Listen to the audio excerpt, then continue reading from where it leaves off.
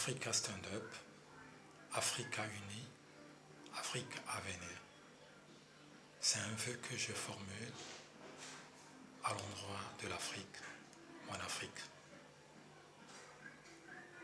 Permettez que je vous partage une pensée montée dans mon cœur dès l'aube du vendredi 5 juin 2020 en rapport avec les événements tragiques que nous cessons de connaître.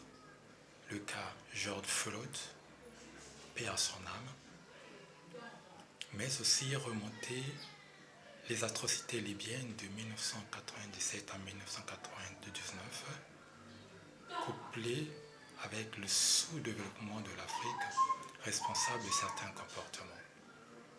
Je ne suis pas xénophobe, je ne le serai jamais à cause de l'amour de Dieu qui vit en moi. D'ailleurs, à en croire mon enfance et ma jeunesse, j'étais fasciné d'épouser une blanche.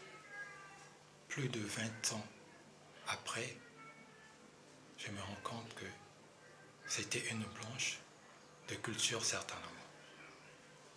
Les violences perpétrées par les blancs envers les noirs aujourd'hui ne cessent de gagner et en interpellant plusieurs à cause des manifestations dans le monde. Et de partout, les voix se lèvent pour condamner ce genre d'actes. George Floyd est parti. Est-ce qu'il y aura encore des autres situations pareilles à cause de la brutalité policière? Et voilà, une vie s'en est allée. À l'occasion des situations libyennes dont j'ai évoqué les années, les migrants africains en exil ou encore à la recherche de mieux-être en Europe, arrêtés et certains ont été placés ou vendus comme esclaves. Et il y a eu également des fermes humaines auxquelles ces Noirs ont récupéré leurs organes pour être vendus illégalement au marché noir. Voilà un motif auquel les Noirs peuvent subir à cause seulement de leur couleur de peau. Qu'est-ce qu'ils ont-ils fait d'autre pour subir cela? C'est justement à cause du manque d'amour au milieu de nous. Qui sait si George Floyd avait des origines du Congo-Brazzaville au Kinshasa, ou encore camerounaise, ou encore gabonaise, tchadienne. D'ailleurs, Akon, le musicien international des États-Unis d'Amérique, est d'origine sénégalaise. Et aujourd'hui, l'acteur de Hollywood, Samuel Jackson, a pu retrouver ses traces au Gabon. Il y a plusieurs Afro-Américains ou encore des migrants quitter l'Afrique à cause de plusieurs situations vivent aux États-Unis.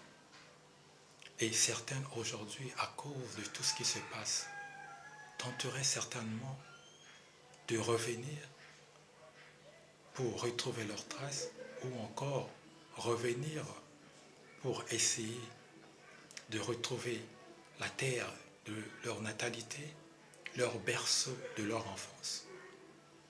Mais la situation du sous-développement en Afrique aujourd'hui pose aussi un problème, à savoir l'incertitude du lendemain, les guerres, la famille et bien d'autres. Pensez-vous à un jeune ou un enfant afro-américain de Manhattan, de Brooklyn ou du Raleigh ou encore du Bronx aimerait vraiment revenir sur ses traces dans ces conditions? Je ne pense pas. Ou encore celui qui est né à Château-Rouge, il ne rêverait même pas une Afrique dans ces conditions-là.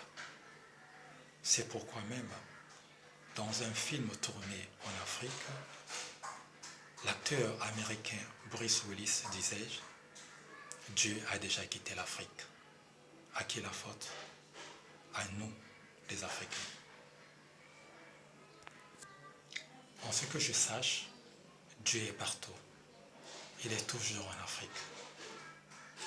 Dieu a richement béni l'Afrique.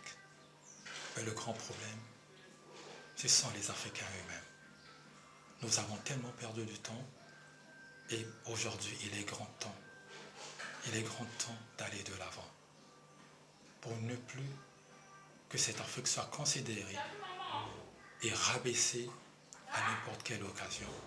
Et pire encore, qu'elle soit qualifiée d'une personne adulte qui se met encore des couches ou qui pisse encore au lit. Et si des attributions comme ça, à qui aurait la responsabilité si nous-mêmes, nous ne prenions pas la décision, si nous ne sommes pas déterminés de pouvoir changer le regard de l'Afrique, changeons nos mentalités,